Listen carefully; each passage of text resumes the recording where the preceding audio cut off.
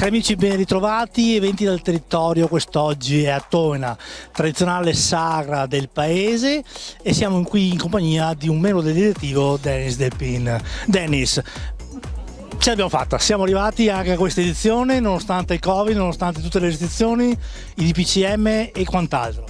Sì, abbiamo voluto comunque mantenere nei limiti del possibile quello che era la nostra tradizione, e quindi nel rispetto di quelle che erano le disposizioni abbiamo cercato di fare comunque un qualcosa sia pur molto più limitato, però per mantenere viva questa tradizione. E penso che la giornata di oggi sia stata molto positiva.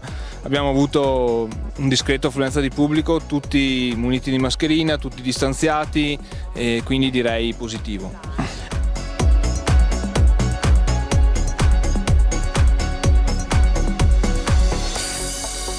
Siamo molto felici di questa loro capacità iniziativa, di aver tenuto duro nell'intento di proporre qualcosa con tutte le norme e tutte le regole del caso, e riuscire quindi a dare un segno di presenza come ogni anno nella festa di San Simone.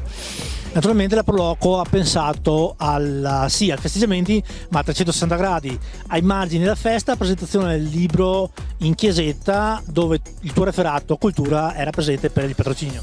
Sì, Marco Zabotti ha presentato il libro Le cose nuove. Abbiamo una manifestazione dedicata agli artisti proprio quest'oggi, e la settimana prossima, anche con l'appoggio del sistema bibliotecario del Vittoriese, delle letture animate, oltre ad altre iniziative che ovviamente sono quelle proprie del patrono, che saranno festeggiate proprio la settimana prossima.